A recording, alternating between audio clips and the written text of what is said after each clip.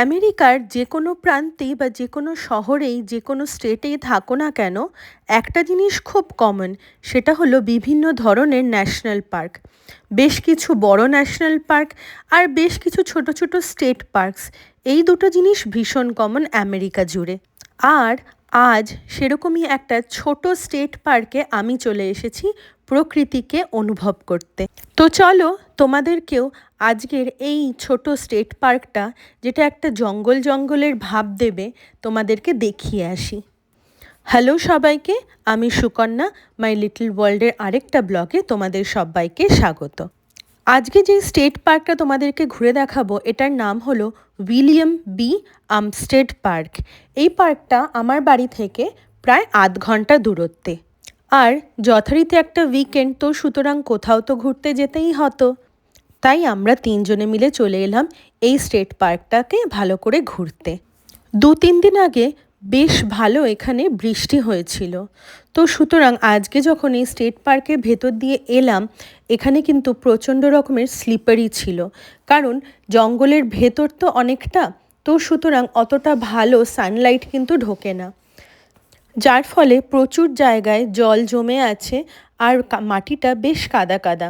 তো সুতরাং যখন আমরা চলছিলাম, আমাদেরকে বেশ সাবধানেই দেখাশোনা করে আমাদের চলতে ফিরতে হচ্ছিল। এই স্টেট পার্কের মাঝামাঝি এই যে লেকটা দেখতে পাচ্ছ, এই লেকটা কিন্তু খুব সুন্দর, আর এর সামনেই রয়েছে একটা ড্যাম, যেই ড্যামটা বেশ ভালো আর বেশ বড় দেখতে। গুগলে নিয়ার বাই স্টেট পার্কস বা ন্যাশনাল পার্ক সার্চ করলে কিন্তু এই পার্কের নামটা চলে আসে টপ 5-এর মধ্যে। তবে হ্যাঁ, এরকম ধরনের যে কোনো স্টেট পার্ক ঘুরে দেখতে কিন্তু পায়ে জোর লাগে। তার মানে হলো পুরো স্টেট পার্কটাই কিন্তু আমাদেরকে হেঁটে দেখতে হবে।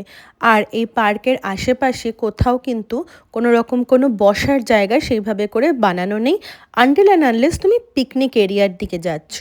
মানে পার্কের যে শুরুর দিকে সেই জায়গাতে ছোট ছোট কিছু বেঞ্চ আছে, কিন্তু যখন যতটা তুমি ভেতর দিকে যাবে, তত কিন্তু পুরোটাই তোমাকে পায়ে হেঁটে কভার করতে হবে। কিছুটা দূর যাওয়ার পরে একটা ছোট শেল্টারের মতন, যেটা অনেকটা বাড়ির মতন দেখতে মনে হচ্ছিল, সেরকম একটা আমরা দেখতে পেলাম। ভেতরে গিয়ে দেখলাম ওটা কোনো বাড়ি না, ওটা একটা শেল্টার, মানে একটা পিকনিক শেল্টার। তো ওইখানে আমরা বেশ কিছুক্ষণ বসে একটুখানি রেস্ট নিয়ে নিলাম।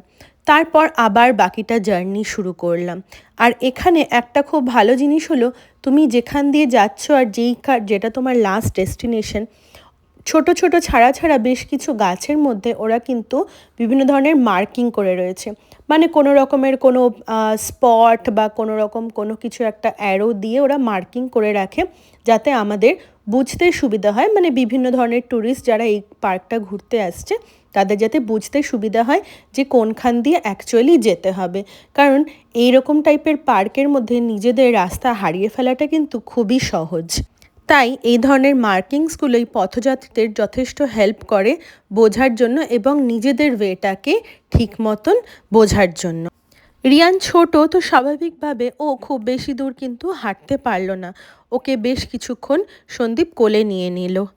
আর আরেকটা জিনিস হলো, এখানে বাচ্চাদের পক্ষে একটু ডিফিকাল্ট হাঁটাটা, কারণ প্রচুর উঁচু নিচু, প্রচুর শেকড়, প্রচুর পাথর, আর বৃষ্টি পড়ার ফলে জায়গাটা বেশ কিছুটা ভেজা ভেজা হয়ে রয়েছে।